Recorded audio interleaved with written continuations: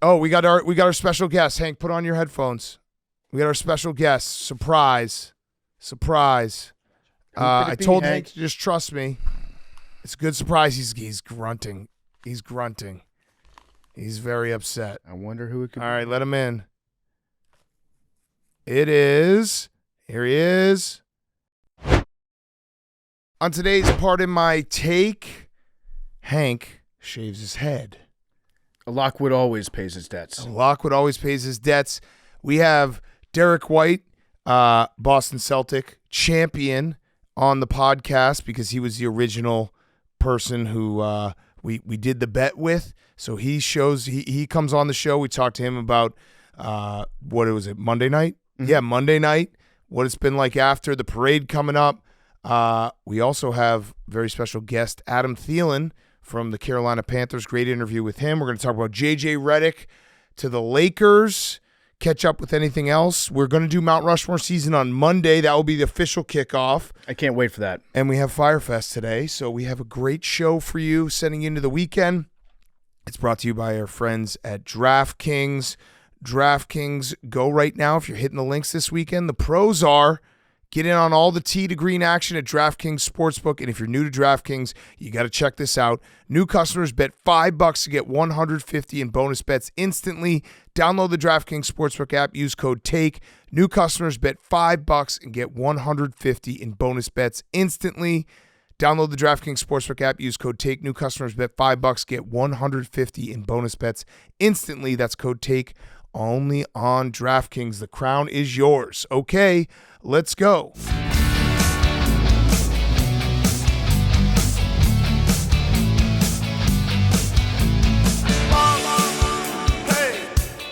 football guy. Patino. AWS.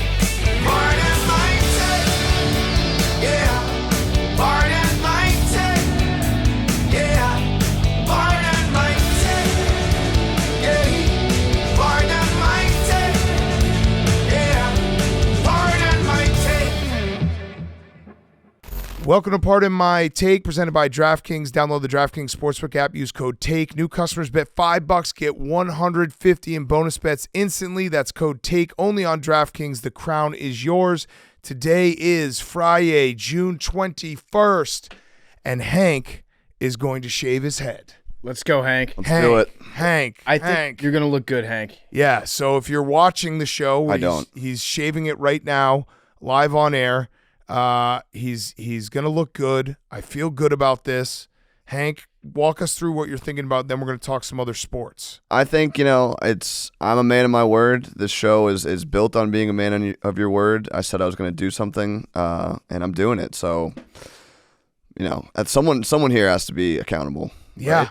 It seems like you should just celebrate what you're doing right now instead of trying to make a pointed reference. Well, I don't want to do it. Like, some people, when they don't want to do it, they just kind of avoid it or blame other people and say they can't do it. No, it's Memes' fault. I don't really want to be doing this. You can appreciate that. But I said I would do it. As a man that knows how tough Memes can be to work with. Memes ruin the scheduling of the perm. But this isn't about my perm, Hank. This is about... I didn't bring up your perm. This is about you looking great. He didn't bring it up. No, he didn't. He didn't. You look great.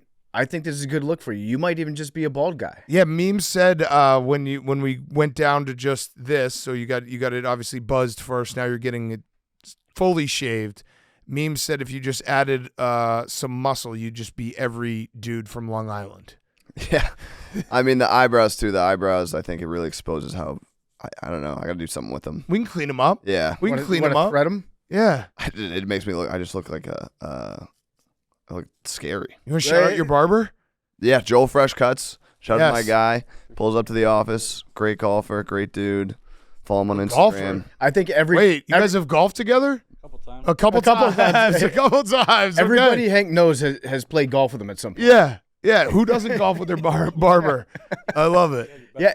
Hank, oh, he has best score. Hank, you do look good. There is like a slight prison vibe going on. Yeah. Yeah. Be honest with me. You look great. No, you do. I don't need to hear that shit. I know I look like a psychopath. No, you're Shank Lockwood. Yeah. That's what you are. Like I feel like if I see this guy, he's wearing a Celtics jersey, probably has a knife in his belt. But I do think you look good. And the way that you can tell that you actually look good is because right when you start to get shaved, Memes goes, "Oh fuck, he actually looks good."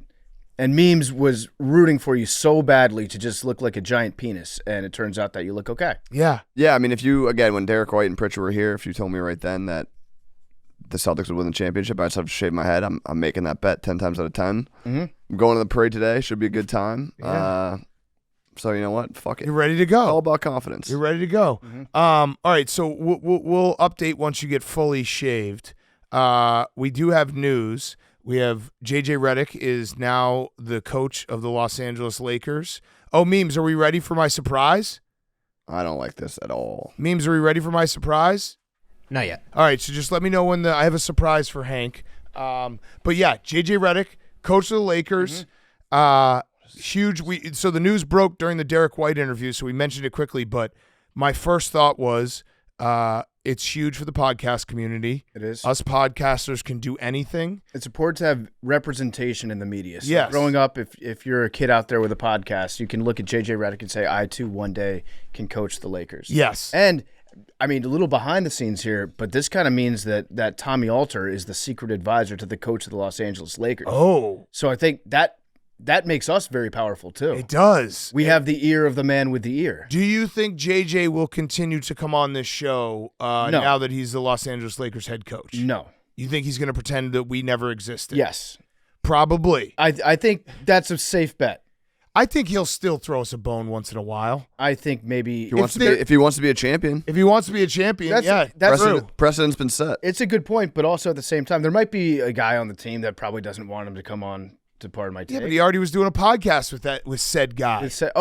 Are you talking about LeBron? Yeah, actually, Oh. that's our true representation. We could be LeBron as well. We could. Well, yeah. So you could be LeBron. I'll be JJ. LeBron gives me visibility because you can be a podcaster that loves to drink. Yeah. And now I'm like, okay, I could also be a multiple-time NBA champion. Yeah, exactly. So, I mean, good for JJ. Mhm. Congrats to JJ. I think we all thought this was going that way. It is a very weird story on the surface level. Like, JJ, I think, is going to be a good coach. So I'm not saying that he doesn't deserve the shot here. But if you had said 15 years ago that there'll be these things called podcasts and JJ Redick will end up being the coach of the Los Angeles Lakers partly because he had a podcast with LeBron James. What are you fucking talking about right now? Do you think they're going to keep the podcast going? I think they have to. And then maybe this was this might have been a play by both of them just to increase the podcast numbers. True. Like LeBron was probably going to retire. JJ's like, I don't want to be a head coach. Oh, well, you know what's a great way to get the YouTube account up? How about we just work together for the Lakers? That's a great fucking point, PFT. And I want it on the record that we've always done this podcast natural. Mhm. We've never dated Taylor Swift. We've never became the Lakers head coach. It's the juice ball era. It is. It's crazy. Everyone's got all these tricks and bits trying to get all their numbers up. We just show up and we run the ball every day. That's all we do. And we do the podcast because we do the podcast. Yeah, while Hank gets his head shaved. Yeah, we're not about gimmicks. No, fuck that. It is bullshit. We're competing against the juice ball of the podcasting. Yeah, we need to figure out. We were talking about maybe Hank dating Beyonce, stealing her away from Jay-Z as a possibility. Maybe Max hooking up with Sexy Red. Maybe Memes getting Cardi B pregnant. But Memes, you just thumbs up that. Yeah, I think we got to step it up. I think we really have to figure out a real solid play here. Actually, Jake, he left part of my take to go marry Jill Biden. So Jill is divorcing Joe. Dr. Jill? Yeah, Dr. Jill is now Dr. Jill Marsh. I could see Jake being the first. What would be his wife would be the president. Yeah, the first dude. First dude of America. Yeah, first dude. I could see that happening. Very cool, Jake. Yeah, very cool. It was very nice to see all the love and support that Jake got too. Yes. So we appreciate that from the AWOs. I know Jake appreciates it a lot. Yeah, it was one of those moments. We've been doing this for a long time, and we're now faced against the Juiced Ball podcast era. But we have, I think, through the years, built a community and fans that will ride with us no matter what, and we love you guys so much for that. And it showed through when Jake made his announcement on Wednesday's show, and it's just a reminder how lucky we are to have fans like everyone who listens to the show. Yeah, we appreciate that. And Jake, I talked to him earlier. He really, really appreciates everybody and their kind words. So thank you guys for that. Yes. Okay. What else we got? Oh, the Pistons fired their coach. I think that this makes the job opening in Detroit way more attractive Yeah? because you can go there for a year, get fired, and still get paid for the remaining 4 or 5 years that you have on your contract. Yeah. That's a destination I want a part of. How much money has Monty Williams made in the last few years to not coach? A lot. Not as much as what I mean, I think he's a great coach, and I think that somebody's probably going to hire him for a decent job in the near future. But getting paid money not to work is the American dream. And so that's ultimately the best thing that you want to be looking for when you're a head coach, which is why I would want to coach the Pistons and not get fired. 6 years, $78.5 million is the contract he signed last year. Was it 6 years? I don't know. It was $78.5 million. I don't know how many years it was. But, 6 years, $78.5 million. I was right. Yeah, so they're like, here's $60 million to not work, and you can move out of Detroit. And That also, is the best deal ever. Yeah, no longer have to coach a 14-win team. That's so good. The Pistons are, I do feel a little bit bad for the Pistons just in the fact that we talked about it when they did the lottery.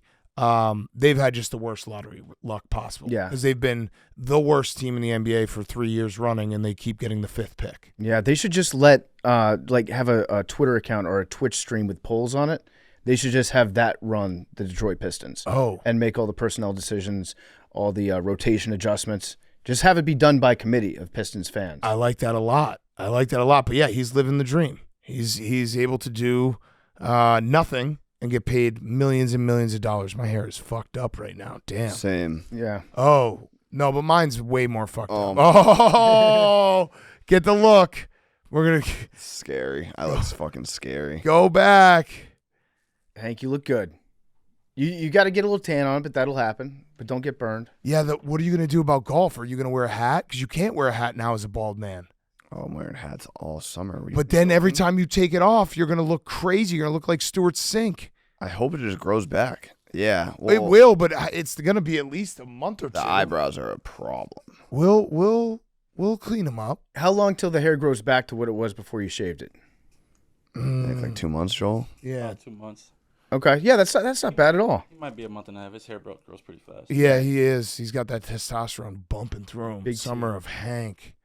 Other stories I had. I'm going to get some toupees. Yes. Yep. Finally. Do some experimentation. I love that. Get the golf visor that's got the funny spiky hair poking through. Yeah. The yellow hair, the Yeah. white hair. That'd be a good look on you. Did you guys see the NCAA is trying to screw up the tournament again? Yeah, 72 to 76 teams. Oh, we got our special guest. Hank, put on your headphones.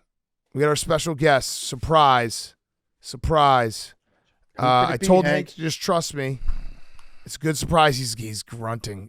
He's very upset. I wonder who it could All right, let him in. It is. Here he is. It's Coach Joe Mazzulla. Hey. Do you see him? Look at his hair. It's looking good. Hank, you look like you're ready, man. I'm ready. He's- Anything for the team, Coach. Yes. Coach wanted to say something to you, though, Hank. Yeah, Hank, I forgot to tell you this the other day, but I saved a seat for you on the duck boat with me tomorrow. Let's go. On the coach's duck boat. Are you serious? Yeah. All right, I'll be there. Okay. And he's Incredible. he can't wear a hat, right? No, Cannot wear a hat.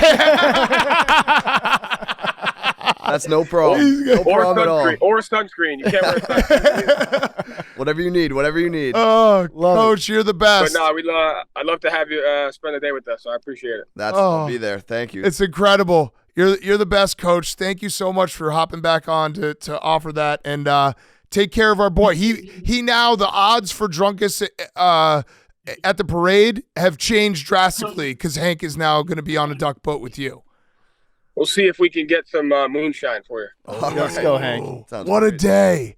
What a day. Summer of Hank, right, Coach? Oh, all right, Coach, thank you so much. Thanks, Coach. See you All right, tomorrow. The best, the absolute best. Oh, and then we had another special guest. Yeah, so you're going on Coach Mazzulla's duck boat tomorrow. That's insane. He texted me yesterday. He was like, "Hey, he's like, That's you think Hank insane. can get there by 9:30 in the morning?" I was like, "Yes." I mean, the it's gonna be tough to beat the Make-A-Wish allegations. Yeah, Oh, yeah. yeah. Yeah, so, Hank, do you have a strategy in terms of how you're going to pace out your drinking? No, Okay. That's a bad strategy. Yeah. You just got to go for it. The other special guest Yeah. we had was our good friend Max. I wanted to see what his take was on that. I had him join the Zoom as well. Max? Max, are you there? Did you see that? Did you see Coach Joe Mazzulla invite Hank on a duck boat for the parade? He's going to be on a duck boat with the coach of the Boston Celtics. Oh my God. For their parade. Is he here? Max? I think Max is refusing to join. Oh, come on, Max. This is the equivalent of when he takes off his headphones and just sits back. He doesn't want to Give the people what entertain they the want, conversation. Max. You know he's not in it, right? Why? Where is he? He like 10 minutes ago, he said, I'll be in 5 minutes, and just hasn't joined. I see his name Oh, up there. though. his name is right there, Memes. No, this is this. He computer. controls it. Oh, that's tricky. Okay. join now. All right. Damn, that sucks. I had told him to join. All right, well we'll get our thoughts from Max. He might have joined and then left. What can we do with that? Thread him up, Hank. Are you thinking they look too bushy? I think I just look ugly, but that is what it is. No, you're just not used to it. It's fine. It's all about. I mean, I don't really give a fuck. I'm gonna be on the duck boat. Yeah, Like, I Coach really, Joe Mazzulla. I really just don't. I mean, care. that means you're going to be on the duck boat with the trophy at some point. Yeah. You're gonna touch the. And then you LOB. also are going to, like, the duck boat goes to the, like, wherever they're going to give speeches, you're going to be standing on the stage. And then, Hank, you're like, I'm gonna meet everyone. you're going to, I mean, I'll probably like the coaches. Yeah. and then, Hank, you're also going to, like, if you play your cards right, you'll just go with the team wherever they go after the parade. Yeah. If you're a cool hang, yeah. If you're a cool hang, Do you have any thoughts in the off chance that they're This like, is Hank, crazy. Hank, go say a word on the microphone. this is crazy. No, I'm not gonna do that. I'm gonna be respectful. I mean, I'm coach's guest. I gotta be somewhat in control, but Good luck. who knows? I mean, this might be the biggest day of your life. Yeah, I mean, it'll be up there. The first time we got to party with the Patriots was incredible, but this could be better. Sounds like it probably will be. This is every kid. I mean, I can't. You're gonna be- I actually can't believe that. They're gonna be Shame they're on gonna be said that. cheering for you in a parade, in a championship. God damn it, this guy. Bro thinks he's on the team. Yeah. I should have told Joe that we had an interview on Friday. He can't make it. Oh, that'd be fucked. But Hank, you're going to be great. You're going to be great on this boat. I love Hank too much that when he said it, I was actually pumped for him. Yeah. Well, there was some confusion. There was a lot of confusion the past 2 days. Yeah. Because someone had Dave, like, I think sent the wrong text to someone. It was like, he's all set with Missoula. Mm-hmm. And then people were asking me, like, oh, you're on a duck boat? I was like, I haven't heard anything, so no. Yeah. Yeah, and I also I had Caitlin Walker book a couple flights to make sure you get there at 9:30, and she accidentally sent it to your email. Well, I had already booked the flights. Yeah, I know, but I didn't know if you had flights that got you there at 9:30. Yeah. So No, when I found out, I had booked a flight for 9:45 tonight in case we lost a dozen. Oh, I for 6 a.m. I double Friday. booked those. Yeah. I booked those again because Yeah. I didn't know, because I didn't want to tell you, Yeah. because Missoula was like, let me surprise him. I was like, absolutely. Well, yeah. You're going to Yeah. be I'm very jealous of you, Hank. I think that this is going to be the best day ever. It's going to be surreal. You might The whole think thing that is you're on the surreal. My Celtics. life is. Oh, here we go. We got the extra special guest. All right, Max. Here he is. He's getting let in. It's too bad he missed that, but we can explain it to him. Max, are you there? Max. Hey, Max. Where are you? I heard all of that. Where are you? I'm having a sick vacation right now. Yeah. What are you doing? Best vacation ever. Driving across the country and moving. That sounds fun. Oh, that sounds fun. Well, Well, at least you only have to drive one way. yeah. Nope, got to drive both ways. What? You have to drive. Sweating my ass off. It's 98 degrees in New York City right now. I smell like shit. I smell like absolute shit right now. I'm taking this from my car. Hank looks like an alien. Yeah. Well, All right, thank you. At least someone's honest. Max, what you missed because you were in the middle of moving in the middle of summer, and you're driving all the way from New York to Chicago this weekend? No, I just drove from. Saturday. Okay, Saturday. know. So I'm will you fucked be? up. What are you doing tomorrow? Tomorrow, I'm doing nothing tomorrow. Oh, perfect. All right. Ye- So we need you for something. So we need you to get clips for the social account for the Pardon My Take social account because Joe Mazzulla just joined the show and he asked Hank to be his personal guest on his duck boat. Wait, what? The Hank's going to the parade Hank's tomorrow. gonna be on and he's gonna Missoula's be duck boat. on the boat with Coach. So what am I supposed to do? You have to watch every second of it and get every clip of Hank. There's going to be some great clips of Hank tomorrow.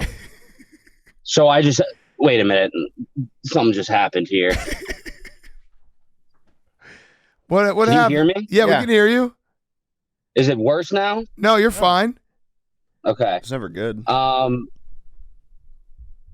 Wait. So I just have to watch Hank on the duck boat? Yeah, you got to make sure you get every clip. What does that even mean? He's doing his own clip. No. Like the media TV, footage. Yeah, the TV footage. Like he'll probably be on Sports Center. He'll probably, all that stuff. No, I'm gonna be all over that for Yeah, sure. okay. I got you. Yeah. So just make sure you're there. I was gonna be watching anyway. Yeah. Yeah, and any of the clips that people post on social where they tag you in it. Yep. If you see any good, if you're at the parade and you get a good video of Hank, tag Philly Mays Yep. to make sure that he can see it and then he can repost it from all our socials. Yep. Yeah. Just really excited. That sounds great. Yeah. So are you pumped for Hank? No, yeah, I'm really happy that he looks like shit. Like he looks terrible. But This is the last time we'll see Hank without a hat for the next 4 months. yeah, but no, Mazzulla said he can't wear a hat tomorrow. Okay, so tomorrow will be the last time that we see Hank without a hat Yeah. for the next 4 months. Well, yeah, and you'll see a lot of them tomorrow because you're going to get all the clips, right? It's a good trade, though, you know? Yeah. Yes. I don't even know what that means. Get all the clips. It means you have to just but watch yeah. the entire parade. Whenever Hank does No, something, yeah, I'm gonna watch the whole parade. I'm definitely gonna do that 100%. I'm really excited for it, and I'm definitely gonna do that. because Hank's going to be doing a lot of awesome stuff Right. that winners do. Chugging beers. And he's Yeah. going to be so happy. So we want to make sure that people see that for visibility.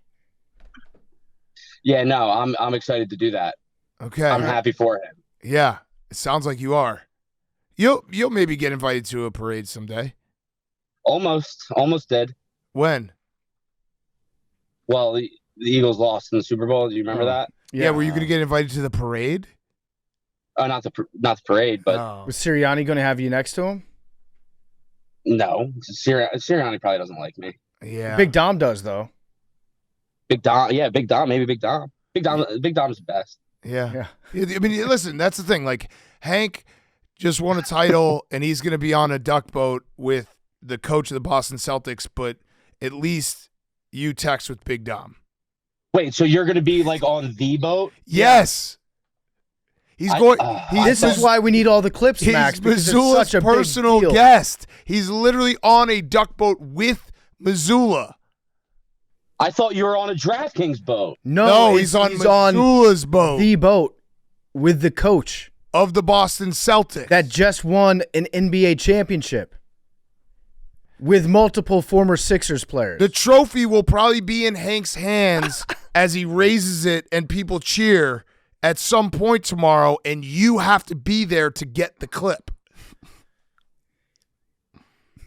It's setting in. It's slowly setting he's in. crying. It's slowly setting in. There's going to be so many clips of Hank with Jaylen Brown and Jason Tatum. Yes. Hank might even give a speech, so you need to be diligent.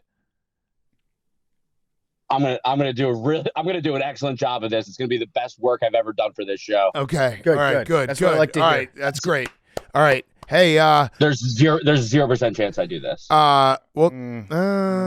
We kind of need you to. We really need you to. Big for socials. Yeah.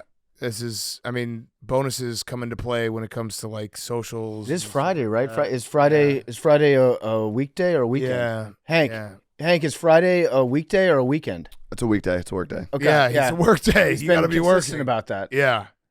True. It's a good Yeah. point. Yeah. So. Yeah, I'm gonna be all over it. All right. We don't want to put you on a pip. I'm gonna be all over it. Okay. All right, great. good. Love to hear that. It'd be a real shame if we had to put you on a pip just because Hank got to be on the duck boat with Joe Mazzulla. Oh, Max. At least, that was a nice clip of that was a nice camera cut by memes right there. That was really good stuff. Yeah. There was a second there when it all sunk in for Max where I actually thought you were crying. For what? I mean, it's whatever. I didn't know he was going to be on the duck boat. I knew he was going to be he's on a this boat. tugboat. Yeah. Well, good luck with the move, Max. That sounds Yeah, fun too. Yeah, I'm jealous. Yeah, Honestly, as fun as my day sounds, I'd rather kind of be. If I could switch with you, I would. Yeah, moving, driving. Yeah. All right. Thanks, Max. All right. See you, Max. Have a good one. Yeah. Great. So bad. His brain, he's in the middle of moving, so his brain is not working correctly. Yeah. And it's slowly dawning on him what we're asking him to do, Mm-hmm. and then having it set in, and you're on the boat. It's the bus meme where one guy on one side is Max, and he's in the dark, gloomy side of the bus, and he's driving across the country in 95-degree weather, sweating, moving, and then on the other side, it's literally Hank Lockwood on the Champions Duck boat. Yeah. I don't even know what to say. What a life. Okay, What a life. so Hank, maybe Summer of Hank. One thing maybe you can investigate for me, boots on the ground during the parade. How do duck boats work? How can you drive a car into the river and then it just works as a boat? I'll investigate. I mean, it's just, Yeah. you just Get a put full wheels on a boat, investigation. basically, and you just pull the wheels up. It's Yeah, like but what about plane. the engine? Doesn't the engine get in the water? Put the engine up high. Okay. Well, you can have engines in boats. Yeah, right? but so this is all things that I need to know about the duck boat. There's engines in boats. I'm very curious about how it works. Aren't there like some cars that can do that? Yep. Planes. Some planes Some can land on the planes, water. Yeah. Yeah. Get us the full detail. I will. I want to know Okay. more about the duck boat experience. All right. We were talking about the NCAA tournament. The NCAA is trying to move the tournament to an expanded field. This is going to suck. Yeah, so 72 to 76 team tournament plans is what they're trying to do. Yeah, by 8, they're planning on changing it by 4 or 8 teams. 64 teams is perfect. Well, I like the 68. We had this debate, but the they just don't need to add more bubble teams. Yeah, we don't need that at all. Also, you know what's good for the tournament is having debates about bubble teams. Correct. Yes, we were pissed off. There were some teams that got left out last year. But St. you John's. never remember them. I remember St. John's. I remember St. Just John's because of of Patino. Redick, Yeah, but I feel like in a weird, sick way, having those teams, when they do a bad job with like 1 or 2 teams, it's good for the overall brand because more people are talking about the tournament. Yeah. So now, Agreed. if they do this perfectly, then it gets less buzz. And I don't like the idea of 72, 78. I like 64. I agree. /68. The only thing that I would be okay with is the idea that we have that if you have a certain allotment of bubble teams, if you want to expand it 8 teams, all 8 of those teams should have to play right after the bracket's announced. Yeah, I like that. Maybe they do like almost a second conference tournament, except it's just for bubble teams. That's the part that's the crazy. bubble conference. Everyone has a chance to get in. Yes. It's the perfect system. Yeah, you're like giving an extra conference tournament to teams. Yeah. All right. Do we have anything else before we get to our interviews? Are the Yankees and the Orioles done beating each other? I don't know. Pegging each other? I don't know. I think they're pegging each other pretty hard right now. They are doing a lot of pegging. Yeah, I don't know if they're done with that or not, but it seems like Aaron Judge is fine. So the fact that he's back in the lineup, maybe the pegging will stop. Yeah, I'd agree with that. Oh, I did have one more thing. This is to bring it maybe Hank down a second. Well, what was your Fyre Fest? Was it anything that happened on Twitter? Okay, so I don't know if you saw this, PFT, but Hank and the boys have this been going. was my Fyre Fest. It was? Fyre Fest. Okay, we'll save it. All We'll right. save it. All right. I mean, it's not even a Fyre Fest. No, but it's a very funny thing that you went hilarious. mega viral without realizing it this week. Yes. Okay. I did see that. Yeah. We'll talk about it We'll later. talk about Fyre Fest. All right, so we have Derrick White, Adam Thielen, and then we'll end with Fyre Fest of the week. Okay, quick 60-second rant. We finished recording this afternoon because PFT was in the dozen finale. I got in my car to leave the office, and I see that the Bulls have traded Alex Caruso for Josh Giddey. I am mad. I continue to be mad at this franchise. They fucking suck. Jerry Reinsdorf, all he wants to do is win 40 games. Let's throw aside. Stella's just going to bark in my background. Stella. Everyone gets Stella in this, too. Stop. It's giving day. Everyone should be giving to pause. Hold on. Keep this in, but I'm going to kick her out. Come on, go. Go. Go up. Okay. Giddey, Caruso, I love Caruso. He's a friend of the show. I love Caruso. This comes down to you traded a winning player in Alex Caruso for a losing player in Josh Giddey, who I'll admit Josh Giddey is young. That's not a joke, but you get it. Josh Giddey is young, could develop into something bigger. Here's the problem, though. Here's the fucking problem. Oklahoma City has 1,000 draft picks. The Chicago Bulls have no direction. They're happy to win 40 games every single year and flirt with going to the playoffs, never actually be competitive, never actually spend money, never actually be a winning franchise. They just want to fill the entire United Center through the end of the season. So people are like, oh, maybe we're going to go to the playoffs. Oh, we'll get bounced in the fucking play-in game every single year. How you do a trade with Oklahoma City and don't get at least one draft pick is fucking insane. I swear to God, Oklahoma City, you can get a contact draft pick, a contact high from them. You just stand next to them for long enough, and they'll just give you a draft pick because they have so many fucking draft picks, and they can't use all the draft picks. And now we got no draft pick when we could have traded Caruso, who I didn't want to trade, but could have traded him at the trade deadline for draft picks. So you basically got a player that's not going to make you better. It got you younger, but it's not going to make you better. And there's also still no future in terms of, oh, maybe we could rebuild or tank or something. They're going to win 40 games, maybe 41 without Alex Caruso. And Alex Caruso is going to be awesome for the Thunder. The Thunder are going to be fucking awesome defensively. They're going to win 40 games, 41 games, and then be like, damn, I wish things had gone different. Maybe next year, if we roll back, the same thing will happen again. Oh, let's trade a draft pick this. That's what the Bulls will do. That's what the Bulls will do. They'll do two things. One, they're probably going to trade Zach LaVine with a draft pick to get rid of him. And then they're also going to probably trade in a historically bad draft. They're probably going to trade up. They're probably going to trade a draft pick and trade up to like the 7th pick from 11. I fucking hate this franchise. They drive me insane. Jerry Reinsdorf, sell the goddamn team. You're a joke. You're a fucking joke of a guy. And I'm going to miss Caruso. Okay, now let's get to the interview. I'm sorry that I had to do that. I had to rant. And we're brought to you by our friends at Game Time, the exclusive ticketing partner of Barstool Sports. Did you know you can get tickets to Mets Cubs this weekend for as little as $60? That's right, with Game Time, the official ticketing partner of Barstool Sports.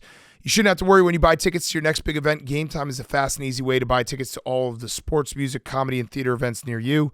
They have flash deals for sudden discounts, zone deals for when you're feeling flexible, and their lowest price guarantee means that if you can find the same seats for less anywhere else, Game Time will credit you 110% of the difference.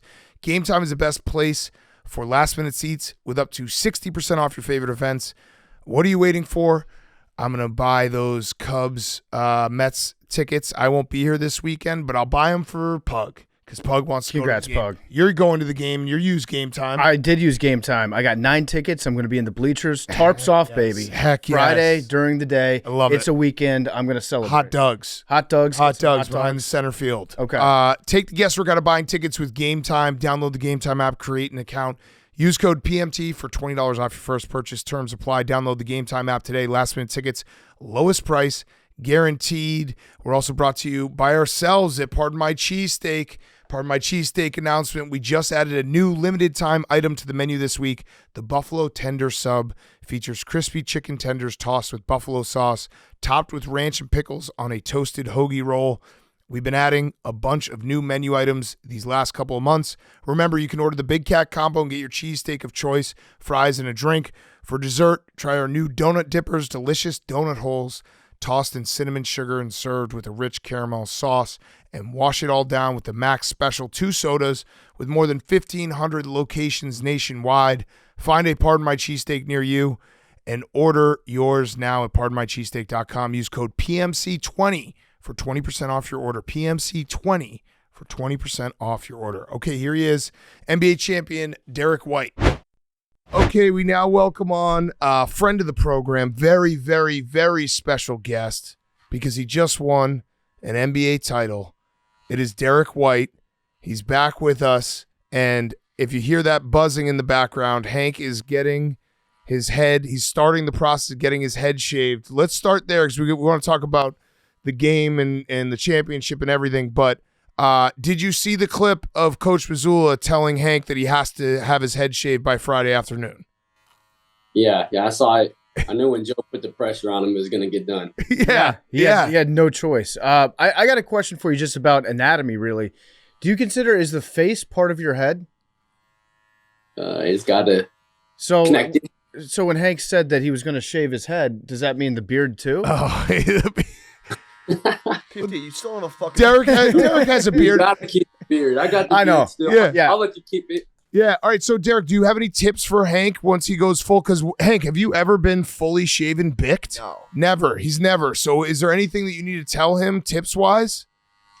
Probably put some sunscreen on your head. You don't want to get a sunburn on the head. Mm-hmm. Yeah. That or I don't know. Enjoy it. Enjoy the process. Yeah. Does he have to put like moisturizer, lotion, anything like that? Any special care? Yeah. Moisturize it, lotion. You know, you don't want to be looking ashy on the top of your head. Yeah, we can't have that as a podcast. Looks. Yeah. He's gonna look good. So Derrick, you look good. I just saw that big smile. You got your tooth fixed? Yeah, I got it fixed this morning. Okay, because we were wondering if you were gonna have that chipped tooth still for the parade. Because during the game when it happened, and you came out, you had that big smile on your face. It looked like you were kind of enjoying it. You were like, yeah, you know what? There's a battle scar that I've got right now. I mean, at first I thought like my whole tooth was gone. And I'm like, my tooth is gone. They're like, oh no, it's just chipped. I'm like, oh, let's go. Yeah. And then like there was like a couple of seconds I was like trying to hide it, and then I'm like, the moment I open my mouth, like everybody's gonna see it, so I just gotta embrace it. Yeah. Yeah. It becomes an iconic photo. Now, this is maybe a really dumb thought that I had in the moment, but you win a title. It's the peak of your professional career. You probably can't be happier. Was there a small part of you that was like, God damn it, I wish my tooth wasn't fucked up for this? Yeah. After like everybody's doing pictures and everything, I didn't smile at one picture. I just had my mouth closed like the entire time, and like for that moment I was like, yeah, I wish my tooth wasn't chipped right now. Yeah. How was Miami with the guys? It was a lot of fun. It was just great to go out there and enjoy the heat, and we had a lot of fun. Yeah. What was the environment like in the locker room afterwards? Who was celebrating the hardest? I don't know. It was just a zoo of people coming in and out, and I mean, it's Brizzy's birthday today. Happy birthday! And he was celebrating pretty hard. Yeah. I mean, it was an incredible season. You guys accomplished so much, and you especially played out of your mind. It felt like for the entirety of the playoffs. Did you feel like this was like the best basketball you've ever played personally, where like everything seems to be clicking at the right time with this team? Yeah. I mean, I felt confident going into the playoffs, and I was just excited to play playoff basketball. I mean, there's nothing like it, and so I felt confident going in, and just wanted to just do whatever it takes to help us win. And I mean, it was just a special ride. Yeah. Is there? I would imagine not, because you just won a championship. But do you think there'll be a moment in the next couple of days where you're like, man, I wish we had a game? No. Okay. All right. So that was a dumb thought. Yeah. I don't know. You guys were so good and you were dominating everyone that like it had to have been so much fun these last 2 months. Yeah, no. But like being around with the guys and like just the team that we had, it was just a lot of fun. So I will miss that part of it, but I'm really gonna enjoy this championship. I can't wait for the parade tomorrow. It's gonna be crazy. It's gonna hopefully not get too lit. No, you gotta get too lit. Get too lit. Hank will make sure that it gets lit. Yeah, get all the way lit. Come on. You have to. You never know. Like you guys feel like you're a good enough team where you might get back here again, but you never know. So you have to celebrate it like it's your last time. Yeah. I mean, definitely gonna enjoy this one. Yeah. So during the finals, you guys are obviously already such an accomplished team with such good players. I don't know how much like a pregame speech matters, or if coaches even bother giving pregame pump-up speeches and delivering certain messages, or if it's just like, your assignment, we've worked on this, go out there and let's execute. But did coach give a pump-up speech before the last game? We had Nick Lavery come in and talk to us, and he's talked to us throughout the whole year. Super badass, Green Beret, amputee, like went to war. He's crazy story. But he came in and talked to us and was just like, I'm looking at some soldiers right here, and like he kind of just got us all in the right mindset, and we knew we were going to win at that time. Yeah, you could feel it. Yeah. What was the vibe like on Friday night after you guys lost in Dallas? Was there any wavering? Any like that was pretty crazy? We got our asses kicked. You're like, listen, one game's one game. We're the better team.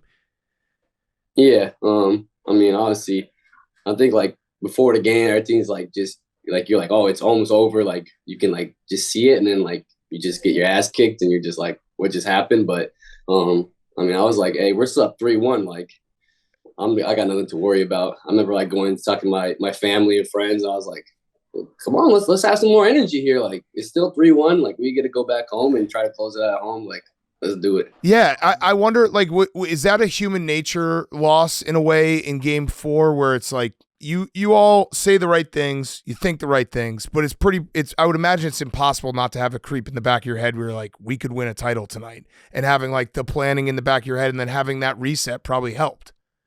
Yeah. I mean, like especially because I mean, outside Drew, we hadn't won before, and so like you just kind of look ahead. Yeah. They're still a really good team, and that's what happens when you're not really focused on what we needed to focus on. Yeah. Are you aware of how good Peyton Pritchard is with 0.5 seconds left in every quarter? Yeah, he's unreal. That's like my one thing like I missed about, because like he subbed in for me, and I like walked straight to my teeth fix, and I just hear like I'm in the tunnel, I just hear the garden erupt, and I'm like, what happened? And someone just like, Peyton. I'm like, oh, he's unbelievable. Yeah, is there a small part of you that's like, man, how come he's better than me in the last like just second of every quarter? What is it about that? Is it? I know it's something that you guys practice, right? It's like this is Peyton time. Yeah. I mean, like he hit that one earlier in the finals, but he's been doing it all season long, and like everybody knows, like end of the quarter, like you get the ball to Peyton, he's just gonna make the shot, obviously, and like it's unbelievable. Yeah, there's two things he's really good at: making those shots and also shooting free throws blindfolded. Yeah. Tough loss for us still to this day. Yeah. That was probably the biggest loss the Celtics took all year. Yeah, we're actually NBA champions. Yeah. Well done. Congrats to you guys as well. I do have a little bit of a bone to pick with you, though, because when you came in February, and I told the story how I was in an elevator with you in October. Yeah, it was October. And I awkwardly was like, oh, yeah, our producer's a big Celtics fan. You're like, I know who you guys are. Why didn't you tell me then that you guys were going to win it all? That would have been nice. A little heads up. Hey, I had a good feeling then, too. Okay, you should have shared it with me. Been like, got a really good feeling. I feel like you had a good feeling about us, too. Yeah, I mean, I thought you guys were the best team. I did think the Nuggets were the only team that would have given you guys a series, but I still, even if the Nuggets had made it, I think you guys would have won because you proved it out all year long. So it was pretty like there's very few titles that you can really look at, and I know that people will say, "Oh, the East is easy," but losing 3 games in the playoffs is like that says it all right there. It's crazy. You guys went 10 games in a row that you won? Like that doesn't happen.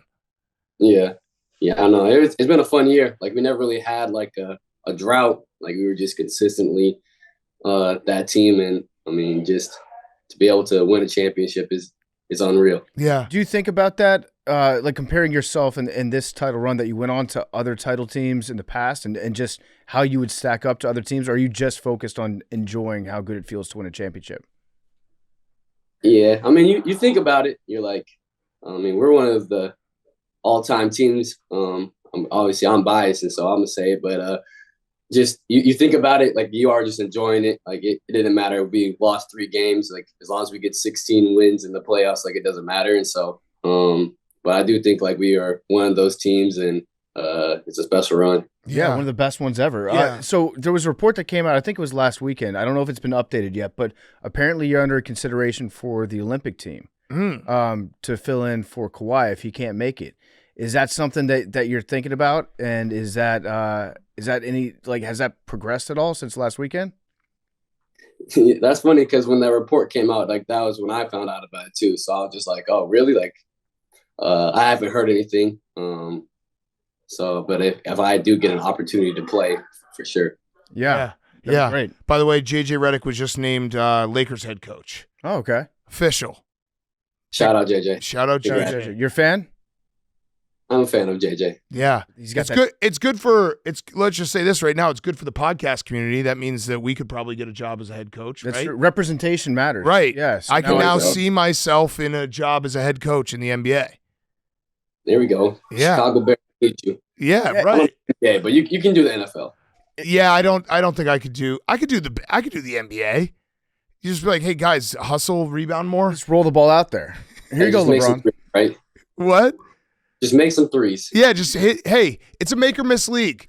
Got to make your shots. That's all I would say before every game to the guys. Here's how I would coach the Lakers. I'd say, all right, LeBron, we're drafting your son, so you're happy now. Problem solved.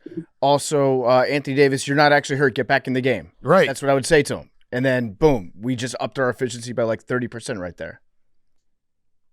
Yeah, I don't know if you're getting the job. Probably Yeah. not. Probably not. They don't want me. All right, Don't deserve me. I got a question that's I don't want to jinx anything, but another human nature question. You're up for an extension and a lot of money. Have you let yourself think about it at all? I mean, it's pretty cool, and you deserve it, and I'm very happy for you. But has your mind wandered a little? I know there's negotiations that have to happen. I'm sure you want to stay in Boston, but have you at least like had that moment where like, I've been playing so good that this is now on the table for me? Yeah. I mean, I thought about signing an extension before the season started, and when that like deadline passed, I hadn't really thought about it too much. But I know my agent and the team are going to talk, and I mean, I'd love to stay in Boston for as long as I can, and I'm hopeful everything's going to work out exciting. And but yeah, at the moment, I'm just going to enjoy the championship, and we'll worry about that later. Yeah. Yeah. Oh, I heard your kid screaming in the background. I have a dad to dad question. Have you had that moment where you like had to get back into dad life and like take care, like clean a diaper or something? And you're like, God damn it, I'm a world champion. Yeah, this morning I had to change a poopy diaper. I'm like, is there nobody else around here that can do this for me? Like, I still got to do this? Yeah. It's I like got a I ring. would definitely, if I won a championship, be like, at least get a week. Yeah. Like, let me get someone to help me out here. I just want a ring. Yeah, don't take the trash out anymore. It's like that 50-cent tweet. Like, fuck this, I'm too famous for Yeah, going but home. that's probably good to bring you back to like level. Like, Yeah. oh yeah, I'm still a dad. Yeah, the kids change your perspective, and like when you need it the most, that's what they're here for. Yeah. Wait, how old is your oldest? 2. Okay. You just 2. So you got to win some more so they can have clearer memories. That's your Yeah. motivation now. Yeah, I know. My Yeah. oldest was at the game, and then my youngest is 7 months, and he wasn't at the game. So I'm like, now I got to get another one for you, Dax. Yeah. Is Dax a fair weather fan? I don't know. Like he's not in that picture. Did you make sure to get a picture with your oldest though? Like right after the game on the court with the confetti? Yeah. Like I got a bunch of pictures, and like he was there when I was doing the interview and everything. So that's gonna be pretty cool to look back on. That's Yeah, awesome. that's really cool. I got some advice for you during the parade. So it feels like there's always one player on a team right after they win a championship. They might be in the middle of a contract negotiation like you are. They get too lit, as you would say, and then they get up to the podium and then they just say something their agent wants to kill them for. It's like, I don't care. I'm sticking around, whatever. Just don't say that. Just be like, I love Boston. Just stick with Yeah. I love Boston. Don't be like, I'll take a pay cut. Let's run it back. Because then that sets you up in a weird space and your agent will actually want you dead at that point. Yeah, I just told my boy that like earlier today. I was like, every parade, there's always one lie at least thrown Yeah. out there. I'm not trying to be a part of that. Yeah. You could also do you could do a little bait and switch where you're like Steve Kerr did it in I think it was 97. You just be like, listen, I know that everyone was debating who should be the finals MVP, and I'm okay that I didn't win it even though I should have. Something like that. So everyone's like, oh, he's going to talk about Jalen and Jason. Then Switch you get him. You get him like that. Yeah, that's an all-time. I don't know. I gotta think of something pretty creative to top that. But Yeah. That one. I'll start thinking now. Yeah. Yeah. So with the injury that happened to KP, we were talking about it before game 4, game 3? We didn't think that he was going to be able to play on that at all. And he's still out there running around. Did you get a sense for how bad that injury was? And was it something that you were surprised that he came back from? Yeah, I still don't know really what it was, and what it is. And so you could just tell he like really wanted to play. And like game 3, like he was out, but like game 4, like they said he was active, but like, I'm like, I don't know how well you're moving right now and shoot around. But with KP, you never really know. Like before game one, he wasn't moving too great, and then he has a crazy first half. And I was like, he's Kristaps Porzingis. Like he'll figure it out. So any chance he can get on the court, and he'll help us out. Yeah. Have you talked to Blake Griffin at all? I really wish he had taken up Joe Mazzulla's offer and come back just so he'd have a ring. But have you spoken with him since you won?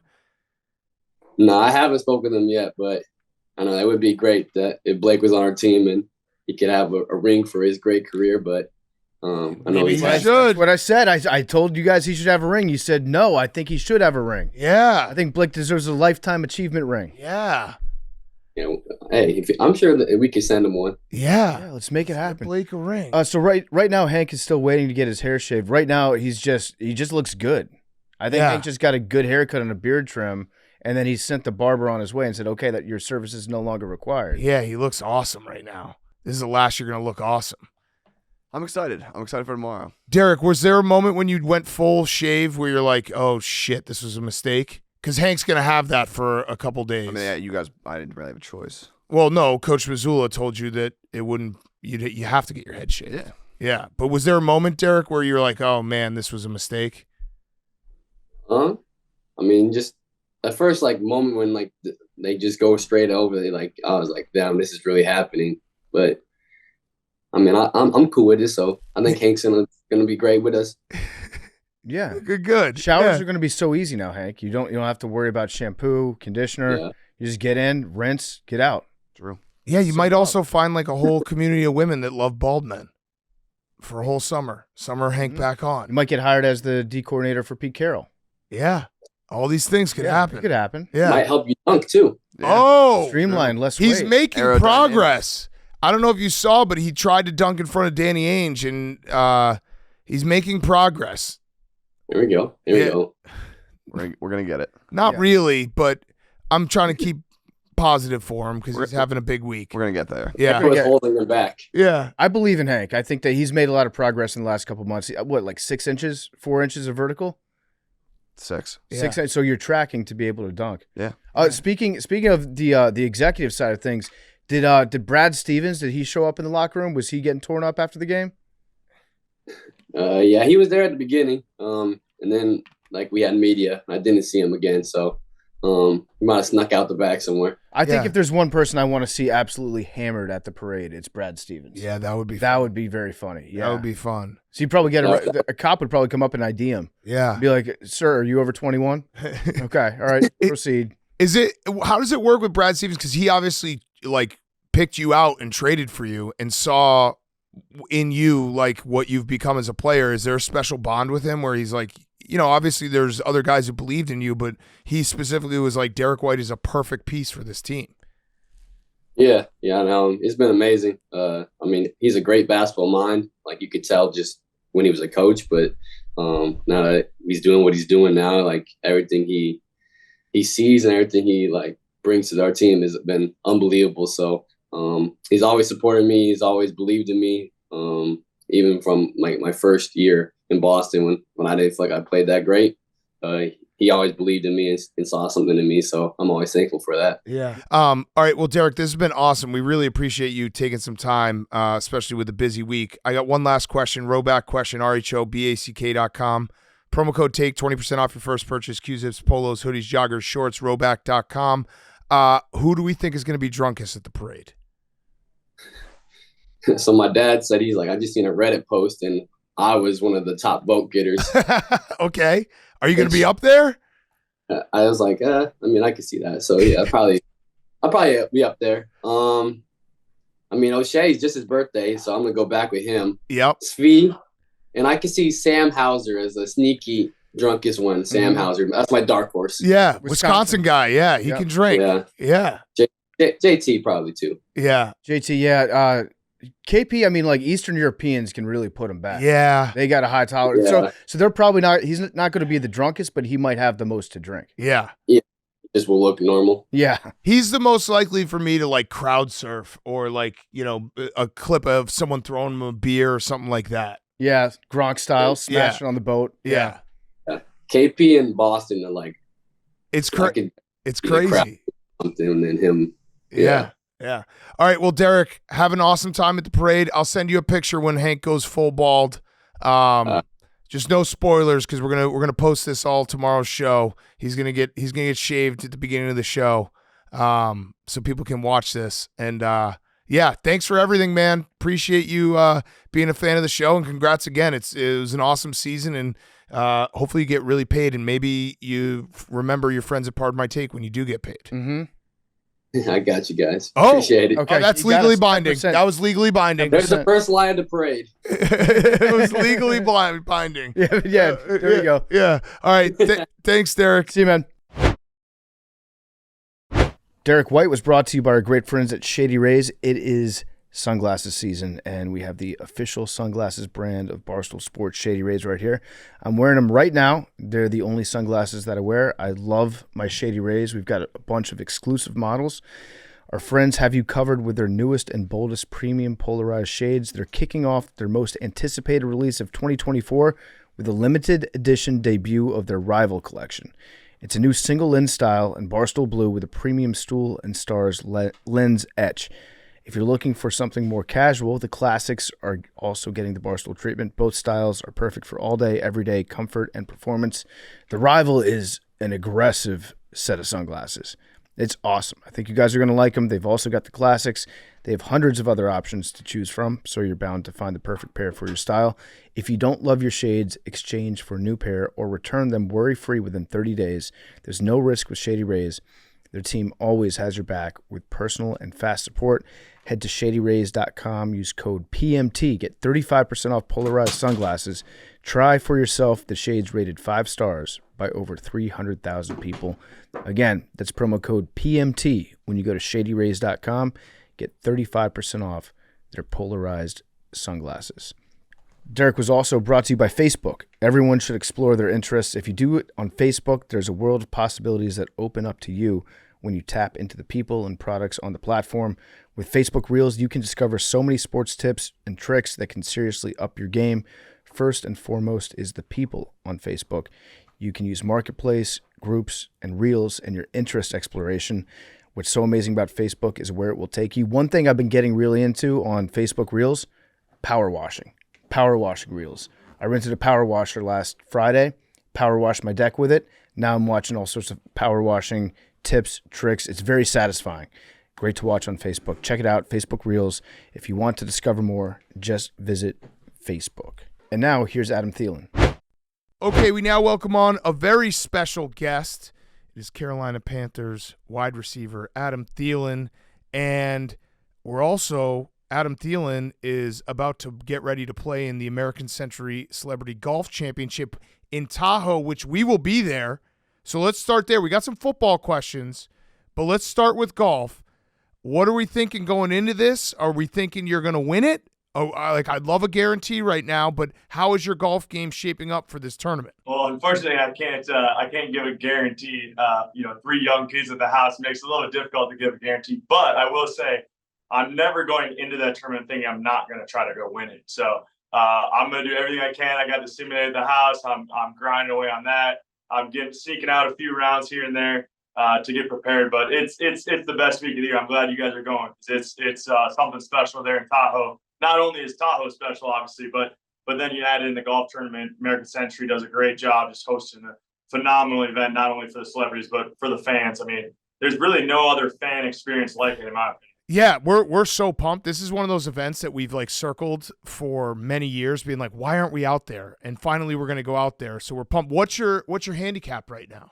So I'm a 1 right now. I started the season as a 0 because I usually grind it down to about a 0 going into Tahoe. And then I play maybe 1 round after Tahoe. And then it's boom, training camp. Don't touch a club for 6 months. And then I'm grinding just to kind of bring it back to a 0. But yeah, I'm a 1 right now. So you actually could win this thing. Who would you say is your biggest competition? So there's 10 guys probably, maybe a few more that legitimately have a chance to win it. I think every year it's pretty much Marty Fish, Mark Mulder, Smoltz, Pavelski. I mean, there's more guys, but those are the guys that kind of usually win it or are right there at the end. I mean, obviously Curry won it last year. He won't be there, but he's always a guy that's in the top 10. So like I said, there's about 10 to 15 guys or females, on a cup that really have a legitimate chance to win it. So it all depends on how hot of a start you get and then how consistent you can play. Do you have any holes in one? I have 0. Wild. I played a lot of golf in my life. Started when I was like 3 years old. 0 hole-in-ones. My dad, who started playing when he was like 55 years old, and really didn't start playing until he retired last year, like a lot of golf. He already has like 3 hole-in-ones. So I'm like, what is going on? And he probably averages 100 around. So it's crazy how that works out. But yeah, hopefully I'll get it on 17 in Tahoe this year. And then I'll sprint in there. I'll dive into the lake, try to catch a football in the process, and then I probably won't finish. Do you think maybe your dad's lying to you? Maybe he's just jealous that you're so good at golf, so he just tells you that he gets all these holes in one, so that way it pisses you off. Well, that's a good point, because every time I play with him, he thinks like, probably the strongest part of my game is I hit the ball a long way. I always have since I was little, even when I was 150 pounds soaking wet in high school. And so my dad, whenever he plays with me, he thinks that he's going to like try to like hit it as far as me. And so he swings out of his shoes. He's like basically falling over when he's swinging.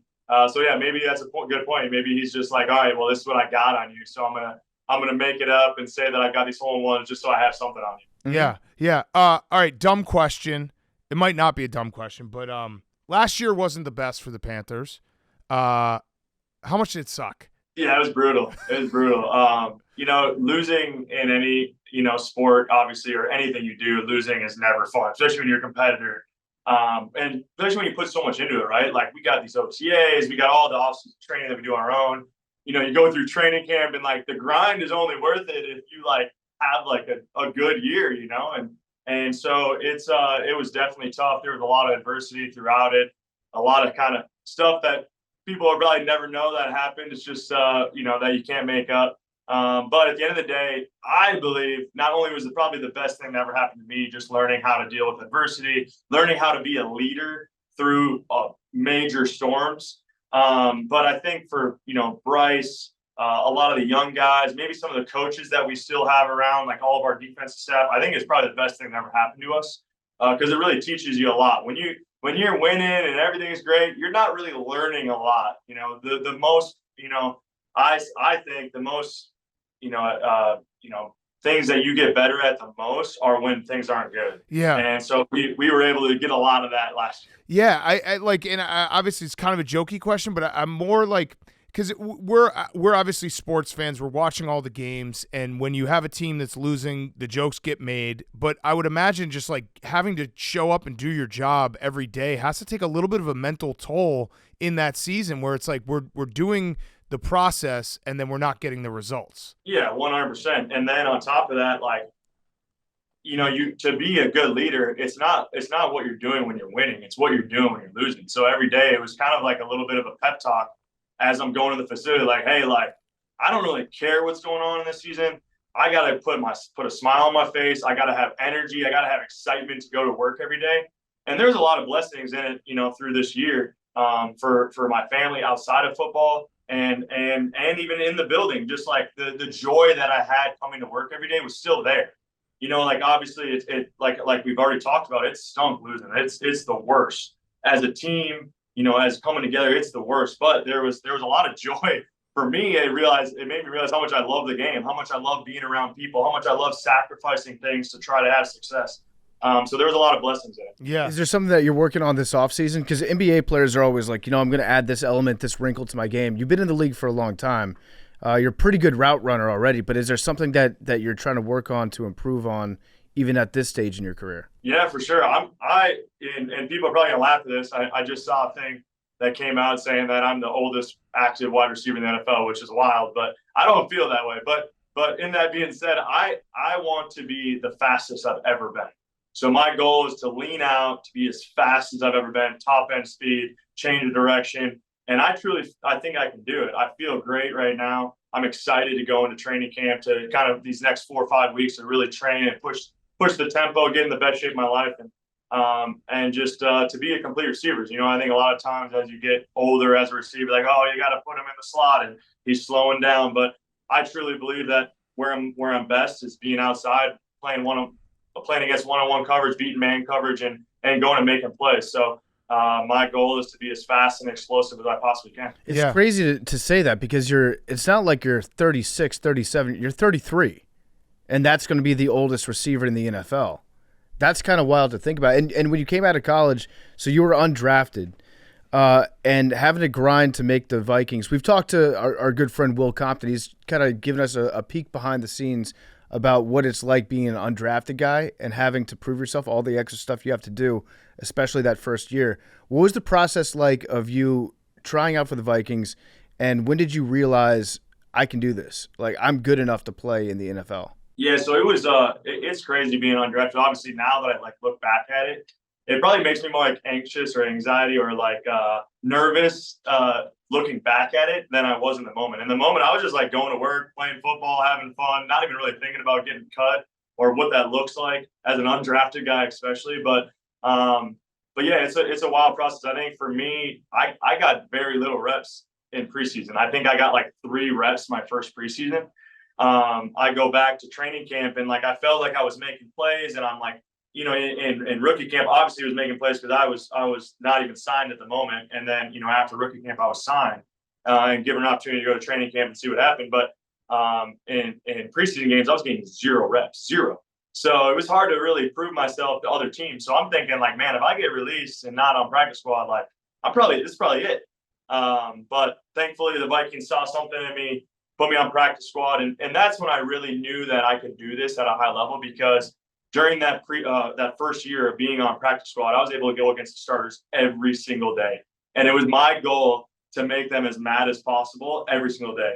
And so when I started beating the starters day in, day out, consistently, didn't matter if it was in the field or in the red zone, it didn't matter. Like, I was going out there with a mission to show them, like, I'm going to whoop you every single day and show that I can play at a high level. And when I started doing that on a consistent basis, I knew I could play at a high level. It was just, now it's like, all right, like, how do I get an opportunity? Yeah. Going into the next year, I go and same kind of type of deal. I'm like, you know, playing some special teams, like maybe the 7th, 8th receiver. Thankfully, got an opportunity to make the active roster and basically just play special teams. And I made it my mission that I was going to dominate my role. I was going to go out there, and every single time I stepped on that field, I was going to be noticed on tape.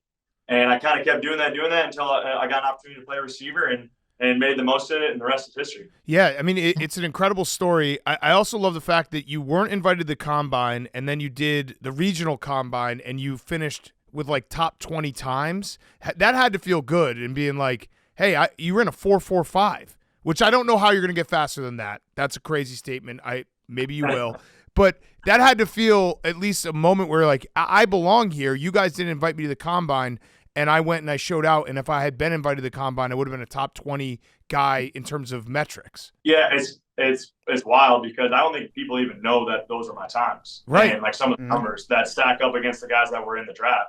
And so at the time when I got those results back, I'm like, oh heck, like I might get drafted like late rounds. Like there was never a question about my tape. Like, could I run routes? Could I catch the football? Like there was never a question about that. It was more like, oh, he's a D2 guy. Like, can he run? You know, competition wasn't great, blah, blah, blah. So when I started putting those numbers up, I'm like, well, they don't really have anything to say that I can't do.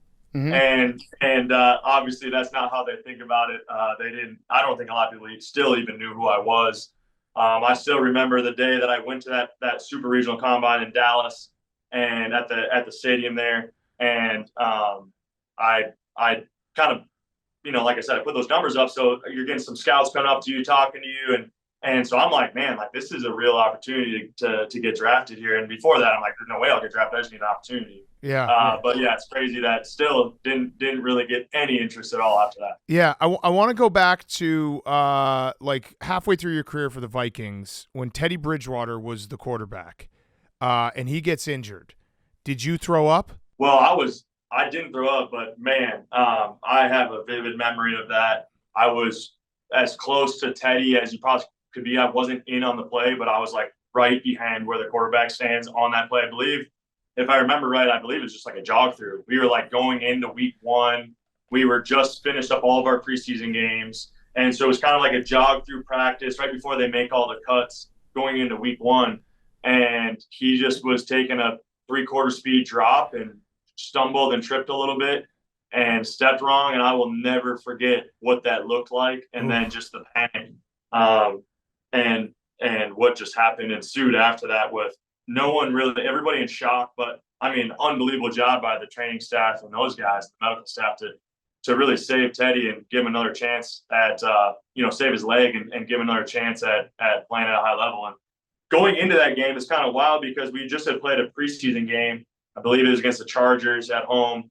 And going into that, we were like, going into that week one, we're like, man, like, this is our year. Like, Teddy's lights out right now. He's taking this like crazy leadership role and just flourishing in that, like, so confident.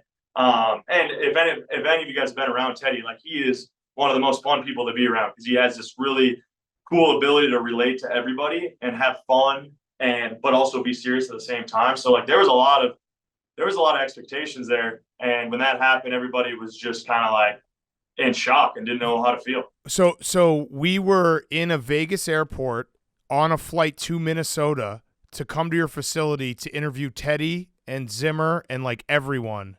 And we were literally sitting waiting for our flight when we saw the news. We still came, but the Vikings stashed us in like a basement and like it was crazy. We showed up the next day and the facility, like we saw it firsthand, everyone in shock. So we're always linked to Teddy Bridgewater being like, man, we were this close to interviewing all the guys and that happened. Did someone throw up? Oh man, that's I can't confirm or deny that. I really someone don't did. remember. Yeah, someone probably. did. I mean, honestly, I have no idea. Like I'm telling you, I'm still like I'm in shock from that moment. Like still to this day, like it was just, you can't explain it. You can't explain the feeling. You can't explain anything because everyone was like, no one knew what to do, and no one knew what was going to happen. No one knew what was going on with Teddy. Like it was crazy and something that I'll never forget. Obviously. Yeah, it must have been a wild day.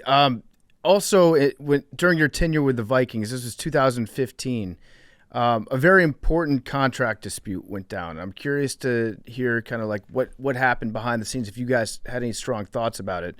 Your unofficial mascot, Ragnar the Viking. You remember Ragnar? He used to drive the motorcycle out onto the field. This is where I think the Vikings really took a big misstep here. He held out, and he demanded a 10-year contract for $1.6 million. And the Vikings said, no, we don't need you to drive the motorcycle on the field anymore. This negotiation is over. And they kind of washed their hands of Ragnar. Were you trying to support Ragnar behind the scenes like we were? Did you advocate like, hey, you got to pay your best guys? Let's get Ragnar paid here so we can keep the good vibes going? Or were you in favor of the team line at that point and say, you know what, that's money that could be used on facilities? Well, I'll say this. I have a different perspective because I grew up going to Vikings games as a kid and seeing it. And one of the coolest things, you're in the Metrodome, like loud environment, the noises are echoing in there. And then you got the Ragnar and the motorcycle ramping it up, brings him out of the tunnel. Like one of the coolest things ever, in my opinion. And then like for that to happen, obviously I'm a big Ragnar fan. Mm-hmm. I'd love to have him back. In fact, I think why not bring him back now? I think, get him out. I think he's like a high school principal, or he was at the time. That was the story. And he demanded the raise, and they said no. So tough negotiations there, but I think they bring him back. I think that's a reasonable request. $1.6 million, 8 home games a season, 10 years. He wanted to be a Viking for life. He wanted to be locked up at that point. You got to take care of your guys. You got to pay Ragnar. Yeah. Gotta lock a guy up like that. Yeah, just a big time vibes guy. Was that hard for you since you grew up in Minnesota? You're a Vikings fan. You play football in college at Minnesota. You go to the Vikings. Was it hard for you to leave? Would you ever see a world where you're like, yeah, I am going to test free agency. Yeah, I'll go play somewhere else, or how did that process go down? Well, I was about to say, if Ragnar wanted to be a Viking for life, so did I, and it didn't work out for either of us. So. It was tough. It was tough. It was a weird thing. Once you get into like year 10 with the team, you're kind of thinking like, man, like getting close to the end, like hopefully can just finish it out. And obviously what a story, like grew up a Vikings fan, never left the state of Minnesota, high school, college, and then the NFL, was able to be a part of some awesome teams. And I'm like, man, this is like storybook ending, right? Like, I got to watch Chad Greenway come out of the tunnel the last time, like knew he was retiring, one of the coolest moments, like chills down your body. I always thought that would be me someday. And then for that to kind of end the way it did was a real bummer, obviously. But at the end of the day, it's a business. And like if I put myself in their shoes, I probably would have felt like doing the same thing. You know, like old receiver, you know, coming out of his prime. You know, they got some young guys coming up. I totally understand where they were coming from. And at the same time, I felt like, hey, like I can still play at a high level, and I don't want to retire yet. So, yeah, I get it. I got no hard feelings. I love the Minnesota Vikings organization. I love everybody in that building. I still have such a great connection with so many people in that building. So that probably makes it even harder because I'm like, man, I'm in Minnesota right now for a little month break. I just want to go over to the building and say what's up to everybody. But it's just a little bit different. But when I'm done playing and stuff, obviously I'll be back there and you know, can't wait to be able to reunite with a lot of those guys. That's awesome. So the beef was squashed with the Vikings. What about your beef with Belichick? Still going on? Yeah. That's not squashed. I was hoping to be, yeah. Tell your side of the story. I was hoping to be at the roast with Tom Brady so I could, you know, roast Belichick. But no, there's no hard feelings. There's obviously so much respect for that guy. Man, playing against his defenses, wow, that was not fun, especially when you were making plays and stuff. He's just going to take you out of the game any way possible. And but yeah, I was a little frustrated at the time. Yeah. What exactly happened? It was injury that he then was able to use to challenge a play, and then afterwards he did a blow by on the handshakes. Yeah. So I felt like there was a little bit of I don't want to say cheating, but there's a little bit of like stretching the rules. And we were like losing at the time. I was frustrated. They were double teaming me. I wasn't getting to be able to do my thing. And I'm a little bit hot-headed. I've had to work on over my career. So I saw him kind of look at a player takes a knee. He's not even injured, but he takes a knee, gives him time. Like they had given us the first down. We were finally starting to get a little momentum. And then, you know, he was able to challenge the play, and I wasn't too happy. So I just kind of let him know like that I didn't feel like that was the right thing to do, but it is what it is. Yeah. Yeah. So, but everything's okay now. Everything's good. Yeah. I mean, he's not coaching anymore, so I don't have to deal with him. So, yeah, that's true. It's all good. That's true. Because I feel like Bill Belichick would historically really like somebody like you. Well, it's funny actually. After that, I believe that going to that next offseason, he had reached out to the team about, you know, possibly trading for me, trying to get me to come there. So it must have been like a good impression on him. He must have liked that kind of tenacity or competitiveness, I guess. Yeah. So Kirk Cousins gets talked about a lot in the media. He's had a really good career. Obviously your teammate for a long time. What does the media get wrong about Kirk? Well, I think just like the type of person he is. I mean, again, like as NFL athletes or athletes in general, right? Like people only see what they see on Sundays for us, you know, Sundays, Mondays, whatever. And they don't see the work that gets put in to get there. And that guy is the most process-driven person I've ever been around my life. It's unbelievable. He does not leave any stone unturned. He will never not be prepared for a game. And when you're on that team, you can't do anything but appreciate that and to really trust it and to buy into it. So I think what people get wrong is like, yeah, he's made a lot of money and no Super Bowls and all that, but like he's putting everything he possibly can. He's getting paid that money and he's not stealing from them. He is putting every ounce of time, effort, money into having the most success as a team and as an individual. So when you see that day in and day out, you're like, you know what? Like, I'm good with it. Like, pay him as much as you got to because he's going to give you, as a team, a great opportunity to win games just because of his process. Yeah. Has he ever grilled for you where he put a steak on tinfoil? So I saw the pictures. I feel like this was like maybe 4 or 5 years ago when he posted on. And I texted him immediately. I'm like, what is that?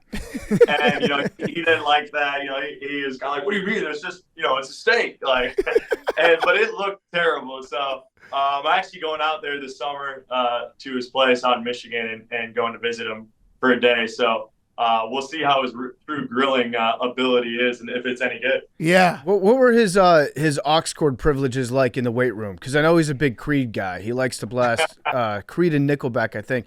Was he allowed? Did you guys let him do like, okay, Kirk, you get the playlist for one day each summer, or was there just an open thing like if you want to blast Creed, go for it? Well, I think what played into his favor is like the O-line couldn't have been more on board on that. Mm-hmm. So they took over the aux cord, and like 90% of the team hated it. But the O-line, like, what are you gonna do? Like, you're not gonna say anything to the O-linemen. Like, they just kind of, it is what it is. They got their own little fraternity. It's kind of funny, like when you think about the O-linemen in the NFL, like pretty much every room I've ever been in, or every team I've ever been on, that has like the O-line is kind of like this little fraternity. Like they're like the boys, like they hang out together all the time outside the building. Like they always have each other's backs. And so that was kind of what it was. And they just took over the aux cord, and Kirk was all for it, which was kind of a cool little bit there. I like how quarterbacks always get their offensive linemen. They usually get them like golf carts, Yeti coolers, maybe some like fishing gear, a nice present at the end of the year. Do you, as wide receivers, do you ever buy presents for the quarterbacks if you have a great year? So that's always an interesting thing because I feel like that whole bit has gotten like way overblown and now has made it like super awkward for the quarterbacks because now I feel like the O-linemen are like expecting like this like grand prize and like this big show, like walk out into the field house and brand new ATV. Like it's almost like it's like the Price is Right or something. And I don't know. I just feel like it's been overblown. Like, yeah, is it nice to like, hey man, like you're doing a great job. You're protecting me, keep me healthy. That's awesome. But long story short, no, I have not bought a quarterback a gift. Maybe I should. But yeah, it's kind of a weird, awkward thing. Usually you try to take care of the people in the building, right? That like are not like making millions of dollars and are grinding away. I mean, you think about you go into this NFL building. I mean, you got so many employees that absolutely give everything they have into that organization and want to win, probably worse than most of the players because they've been a part of this organization for so long. I mean, our equipment guy, Dennis Ryan in Minnesota, had been there for forever. I think like 40 some years, and I'm probably wrong on the number, but it was unbelievable. He just retired. Now they named the equipment room after him, but there's so many of that in Carolina. Donnie, he's the same thing. He's been there forever, been a part of all this history. And, those are the guys you usually want to take care of, and you want to, get them a nice Christmas gift just because, of all the work they put in. Yeah. All right. So this has been awesome. I got a couple last questions. The first one is the Minneapolis Miracle. I know this is, it happened, 6-7 years ago, but just take me back real quick to the locker room after, because I would imagine that was the coolest locker room to ever be in after Stephon Diggs makes that catch and you guys win with no time left on the clock. I've never hugged so many people in my entire life. I mean, it was like you didn't even know the people. You're like, yeah, giving them a big hug, dapping them up. You're like, I have no idea who you are. I don't know if you're part of the team, but like, let's go. Like, you're giving bear hugs to everybody. It was crazy. I mean, again, like you put so much effort and time and energy and sacrifice and into this, and like that's your goal, right? Like you're doing it all with the end goal, like get to the Super Bowl, get to the NFC Championship game to give you an opportunity to go to the Super Bowl, and like to win the way we did, like the year we were having, and like the Saints was always like this crazy rivalry. We always faced them, and it was always a tough matchup. Yeah. And then like that game, like the ups and downs, like the emotions, like we're gonna win this for sure. Oh wait, now we're gonna lose this for sure. Oh, now we're gonna win it. Like it was like 4 times that you were like, oh, like this is guaranteed, like either win or loss. And for it to end the way it did, like it was the coolest experience of my life. I'll never get tired of talking about the Miracle. People every single day pretty much will come up to me and ask me about that game. So pretty cool. A lot of memories from that game. Obviously disappointed the next week very quickly because had our chance to go to a Super Bowl. It was in Minnesota, first team ever to play in a Super Bowl in Minnesota or in their own state. So that would have been pretty cool. But yeah, really cool memory. Yeah, it's an all-time sports moment, and it's why we watch sports as fans. All right, so I had one last question, the Roback question, RHOBACK.com, promo code TAKE, 20% off your first purchase, Q-zips, polos, hoodies, joggers, shorts, great polos for golf. So let's bring it back to golf real quick. You are going to be, like I said at the top, at the American Century Celebrity Golf Championship in Tahoe. We'll be there too. What do you drive? Like, what's your average length of your drive, and what's the one part of your game that's like, I got to do this to be in the top 5 or maybe win this thing? So I hit about 330. Whew. Jesus. And again, like that's always been my strength. But the issue is I start to get a little bit of confidence, and then I'm a meathead. So I'm like, oh, I'm gonna hit driver even though I shouldn't. Like there's like a 20-yard gap, right? And there's like out of bounds on the right, water on the left. I'm like, I'm hitting driver. I'm gonna bomb it. And so that gets me into a lot of trouble. But so what I would say is playing like actual smart golf, like thinking through the golf course, like Tiger says it in a lot of his stuff, the books, and you can read about it, you can hear interviews, he talks about it. Like he's not gonna like overpower you in a lot of ways. He's gonna outthink you. He's gonna play the course how the course is supposed to be played, and not a lot of people can do that. So I think that's what I got to do. I also got it out there. It's all about your wedges. Like, can you hit those 60 to 120 yard shots, which you think would be the easiest shots, but when you get a little pressure, greens are tough. And you get it's just those shots become tough. So I'm going to be grinding on those 60 to 120 yard shots and try to give myself a chance at, going and winning that thing. Have you thought about wearing the arm sleeve, the compression sleeve on your left arm like you do during games? Like maybe wear that on the course. That's a great point because I've never gone a game without the arm sleeve in my entire career or a visor. So maybe I should wear like some sort of a visor and an arm sleeve, and that could maybe help me out. Yeah, I think that's a smart move. Yeah. I noticed that earlier when you were talking about the biggest threats. I don't think you said Patrick Mahomes. That's interesting. I don't think Patrick Mahomes is the biggest threat on the golf course. On the football field, obviously, he's the biggest. But golf course, I think a little different. This is how you motivate a man like that. Yeah, he's going to win another Super Bowl. He's going to hear this, yeah.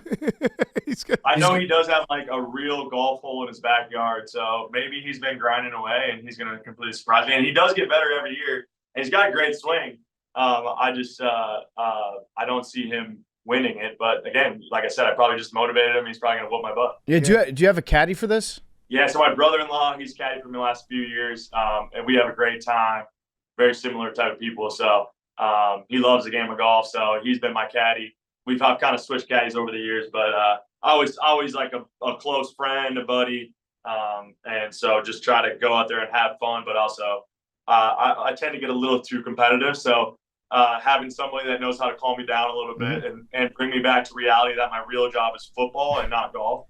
I tend to forget that pretty quickly when I get out to Tahoe. It's interesting because the old saying is, Minnesota nice. I don't think you're Minnesota nice, are you? I'm not Minnesota nice, but I do have like this, and my wife hates it, probably the worst quality that I have for her. But I have this ability to be like a people pleaser a little bit, where I have a tough time like being the bad guy. But when the competitive juices flow, it's I always say like, whenever I get a chance to talk to the team, talk to the receivers, whatever, like I always say like when you get in between those lines, like you can't be Mr. Nice Guy. Like, you can't be the same guy you are every day that you should be, right? Like the way you treat people in the building, the way you treat your coaches, the way that you handle your business and do things the right way. Yeah, like you should do those things, obviously. But when you step in between those lines, like you can't be that guy because you will not be that dog, that different type of player that you want to be if you don't like, hey, like I remember like playing on special teams, it probably helped me with that mindset is like, if you go out there and just think you're just going to like go out there and like do your job, like you are going to get destroyed. So like you got to like somehow flip this switch to like, no, like I'm a dog. Like I'm going to go out there and murder someone, even though I'm like I'm not matched up for that. Like when I was playing special teams, I was 195 pounds, like usually having to like block a 230-pound linebacker that was running a 4.4. And so like I'm unmatched here, but like I'm just going to like turn this brain off and like flip a switch and just be a dog. And yeah, that's kind of where it comes from. Minnesota nasty. Love that. That's what I call it. Yeah. Love that. It's good. Well, yeah, Adam, thank you so much, man. We really appreciate it. We'll see you out in Tahoe. Best of luck. We might have to try to heckle you because we're just going to try to get in everyone's head, but we're excited to be there and good luck in the tournament. I appreciate it. Looking forward to seeing you guys out there. Adam Thielen was brought to you by Visible. If you haven't heard of Visible, now you have. They're the wireless carrier that's making wireless visible. It's in the name right there. Switch to Visible, the wireless company that makes wireless visible. Get a one-line plan with unlimited 5G data powered by Verizon as low as $25 a month. Every month, taxes and fees included. Use promo code TAKE20. Receive $20 off your first month just for listening to this podcast. One-line wireless as low as $25 a month, taxes and fees included. Unlimited 5G data powered by Verizon. Switch now at Visible.com. Save on wireless with unlimited 5G data powered by Verizon. For data management practices and additional terms, visit Visible.com. The Visible monthly rate is $25 a month. Switch now at Visible.com. And welcome back to another Fyre Fest of the Week, brought to you by our friends at Morgan & Morgan. You know what really sucks? Having to watch your co-producer get invited onto a duck boat to celebrate a championship with many of your own former players. You know what else really sucks? Dealing with spiders on your porch. You know what doesn't suck? Actually being in a championship parade and also calling Morgan & Morgan so they can help you get you what you deserve. They can't help some of the other stuff, but they can help fight to get you full and fair compensation when injured. Their fee is free unless they win. For more information, go to forthepeople.com/PMT or dial #law, #529 from your cell phone. Okay, let's wrap up the week. What an eventful week it was. Yeah. With Fyre Fest of the week. Anti-Fyre Fest, by the way. We never talked about it, but last week the real shame happened. We got kicked out of the Beer Olympics. It was a real shame. That's if we had a reverse Fyre Fest. Yeah. What a shame. I'm really upset about that. What So a shame. That is my Fyre Fest this week. I was very, very much looking forward to traveling for 4 days. Yeah. And not getting work done. A shame. Getting out drank by a bunch of celebrities that are probably going to cancel. Yeah. So, fuck. Damn it. I'm Drake. Oh, no. Oh, no. No. Drake is... That was Tough bad. night. That's That's talk about Fyre Fest. Kendrick Lamar had all of L.A. out. All of LA. He played the song 5 times in a row. Yeah. LeBron was dancing. The cameraman even started getting on the cuts for whop, whop, whop, whop. I didn't realize he played it 5 times in a row. times I in a just row. saw the one with like DeMar and Russell Westbrook. That was the 5th time. That was- The track list is like he did like 20 songs or whatever, and it was 21 Not Like Us, 22 Not Like Us, 23 Not Oh, Like that's Us. awesome. That's awesome. Yeah, you saw LeBron with Savannah standing by the stage. Everybody was there. It was wild. Drake. Tyler, the Creator, also put on a great show. Yeah. Okay, Hank, your Fyre Fest of the week. My Fyre Fest of the week is apparently I'm a bad celebrator of championships. Yes. Barstool Gambling. I knew this was happening in real time. I think I might have said it like shortly after. But when you're the favorite, so there, the Barstool Gambling account posted a clip of the Gambling Cave when we won the championship. It was me and Feidelberg, Dana, Clemmer, Wonton Don, all the Boston Celtics fans.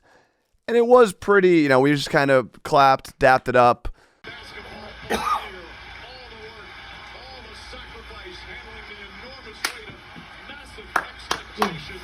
That's a big one.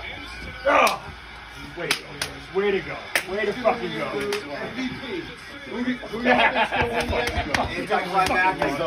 Like when you're in the Gambling Cave, it is weird. I'm Big Cat. You kind of happened with you too in the Cubs one. It's like you're not really like in the mode where you're, drunk and celebrating and letting out all your emotions, especially when the game was over at halftime. Right. We knew we were, it was basically a formality at that point. So we didn't have the crazy celebration. And then the video has what? Right now it has 19.9 million views. And every sports fan base quote tweeted it being like, I've celebrated sacrifice bunts more than 2,900 quote tweets. Yeah. Yeah. No, you are right. I think the context of the fact that you guys were up the whole game too and the series was blow up, but you are right because I remember like when the Cubs won the World Series, we were in the old New York office and it was like me and Glenny Balls, no offense, Glenny Balls, love him. He doesn't care about the Cubs whatsoever. And I was just like, okay, like I'm looking around. It was a bunch of people actually rooting against me and then they won. I remember Game 6 when they beat the Dodgers to go to the World Series. I was at that game, and I partied my fucking face off, and it was awesome. But yeah, like being in a gambling cave like that, it's a little bit different. Yeah, if it was a buzzer beater that you guys won on, I'm sure you guys would have gone nuts. But the way that this clip, it starts in a bad look for you guys, which is fights on the couch, and he just starts yawning. He's yawning as the champion, as the final whistle is blown.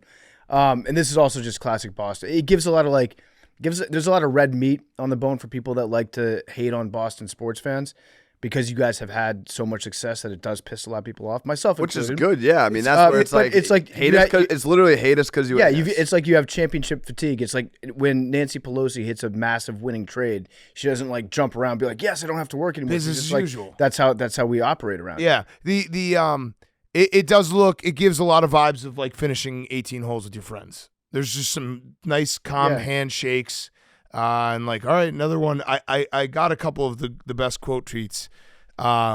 This guy said, "My cat gets more excited to go to the vet than this."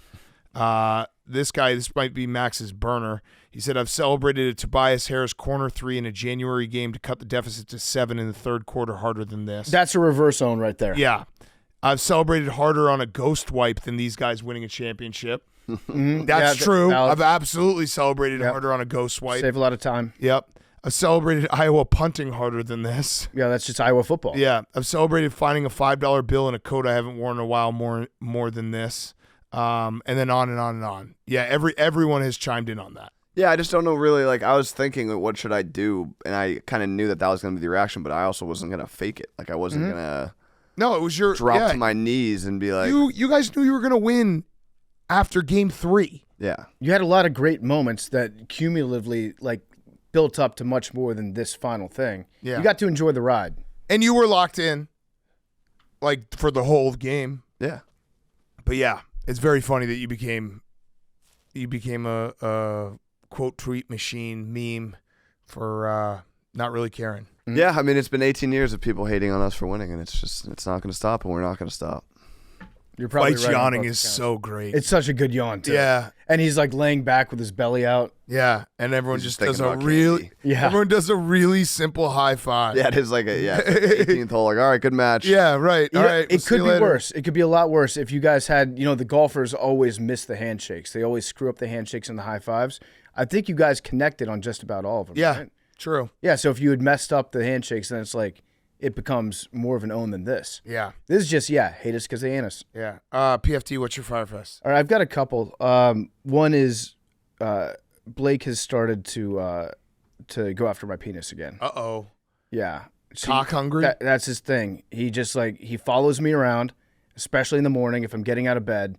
He follows me from room to room, and every time I turn around, I think he thinks it's like a toy that he has to go after and try to pick up and then run away with. So I have to walk down my hallway with my ass towards Blake. And I'm always guarding myself. Boxing him out? I'm always I'm setting a pick. I've got 2 hands in front of my balls at all points when I'm around Blake.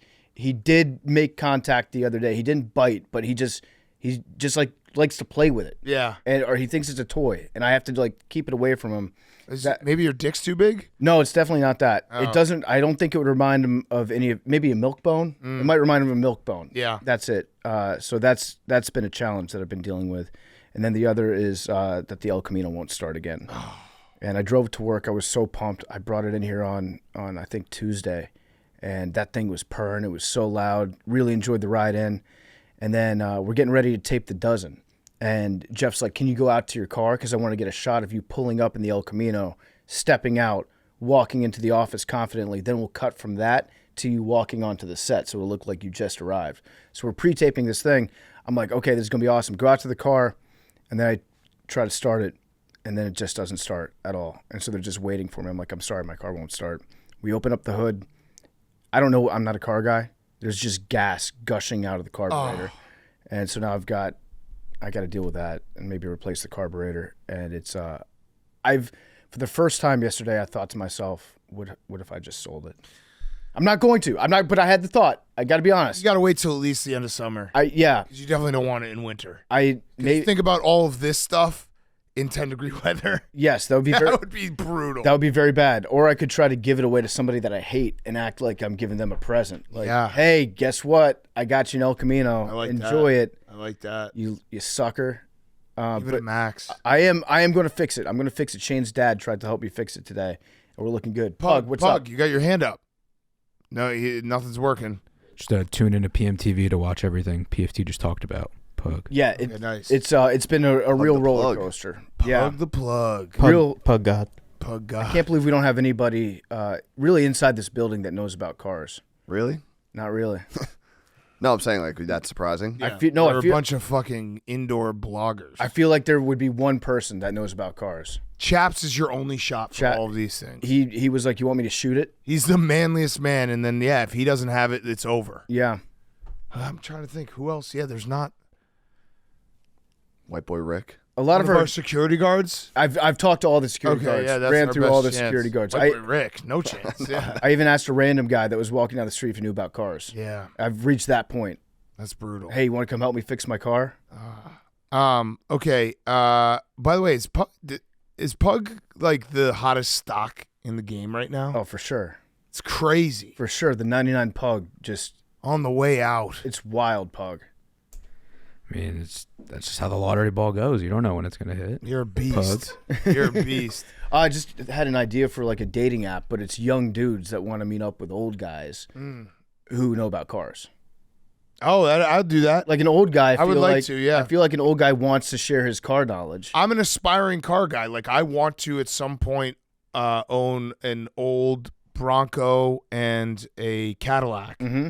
And I know that I need to, when that day comes, I have to have my schedule fully cleared to like dive into learning about cars. Yeah, yeah. Like, that will be my thing when I retire. It would be a great thing for just an old, because they have all the time in the world, right? And they want to work on cars. And all I want is just like to live in like a retirement area with drive my Bronco around, and then when I want to go to the horse track, drive my Cadillac. Yeah, that's a winning car. Yeah, that's a winning car. All right, my Fyre Fest is it's a good news, bad news situation. The bad news is I have the replacement for this podcast. So you have to admit sometimes when you get in a little older that there might be an up and comer that is ready to take the reins. Mm-hmm. The good news of it is I think it's my 3-year-old daughter because this week my son, who turned 5 on Wednesday, my daughter refused to wish him happy birthday for the entire day. That's power move. And it was one of the funniest things I've ever seen. I literally kept on saying, "Can you wish him a happy birthday?" And she's like, "No." And just all day, just held out. Mm-hmm. And I was like, "This is the troll queen. This is the heir to the troll crown." What about the next day? Did she say like happy birthday yesterday? No, but she was just like so adamantly. We sang with the candles and everything. Didn't sing. She said before, she's like, "I'm not gonna sing." What did he do? Nothing. She just didn't. She was just not acknowledging his birthday. Did he ask her to? He was kind of like, "Why aren't you saying happy birthday?" And she's like, "I don't want to. I don't feel like it." Because she's a queen. Yeah, it was. I just, because it started at the beginning of the day where I was like, "Can you please say happy birthday to your brother?" And then as the day progressed and she kept on staying firm about it, I just started laughing every time she refused. And then she obviously went into that and was like, "This is funny. I'm doing something funny." Yeah, you gave her the reinforcement. Oh yeah, yeah. Because you taught her that was a good thing hilarious. To do. It's very funny to just be like, it might be your birthday, but I will not be acknowledging it. Yeah. Did she get any presents for his birthday? She stole some of his. Yeah. Yeah, but yeah, that's she might be my heir apparent in terms of trolling. Because that's a really young age to have that ability to really stick it to someone that you love. I wonder if it's going to be every birthday or if it's just his. Like, does Yeah, she it just would have be a funny if she rivalry went with the oldest? Or for the is it- babies, yeah. She won't give it to the babies. Yeah, everyone else she goes crazy for. Yeah. Then she would really be the troll. She has one enemy. Yeah. Mm-hmm. Okay. Good show, boys. Hank. Great show. Great week. Good luck. Great week, Hank. See you on Sunday. You're gonna have a great time. It'd be a real shame if you threw up on Coach.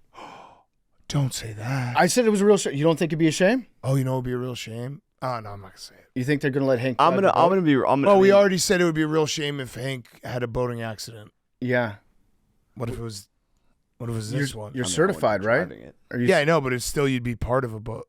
I mean, would you Go say? down with Would the you ship. say someone? Would you say a person who died on the Titanic was part of a boating accident? Yeah, I don't think there's going to be a boating accident with the duck boats going like 5 miles an hour down the street. But who knows? You never know. I'm happy Well, no, that- I'm not happy on the that you street. want We're not saying on the street. me and Aren't they a going in the recurring water? guest. Yeah. No. They don't go in the water too. Well, why do they use the duck in boats? theory, if they they don't do go in the water. because it's a Boston thing. They just drive the duck boats. Correct. That's weird to me. Okay, so maybe you have a boating accident on the road. No, I think you can have a boating accident on the road in a duck boat. Any other thing downfall you want to wish? No, I said it would be a shame. I didn't say It'd that. be a shame if you got a really bad sunburn. Actually, you need to suntan because that's the only part of your head that looks weird. I know. Is that it's very white. Let me see. Give us the whole. You have a little bit of a scar. Yeah, you got a good head. Side of your head. You got I have one back here. Yeah, you have one back there, but you also have one on the side. That's from basketball. Yeah, if there's one thing you could say about Hank from today and from the Nicky Smokes clip, good head. Good head. Hank, good head approved. Okay. We'll see everyone on Monday. Let's finish with numbers. 8. Let's go 18. Banner 18. No, Sorry, it's Jake. retired. We said we weren't retiring. We retired 18 for Jake. Did we? Yeah. 20. You can say 101. 101 would be 18. Okay, so if 18 comes up, it's 101. 3. All right, 101. 99 pug. 20. 21.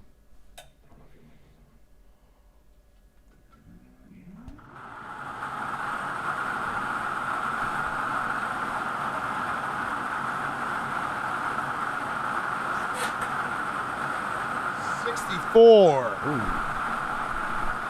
Love you guys.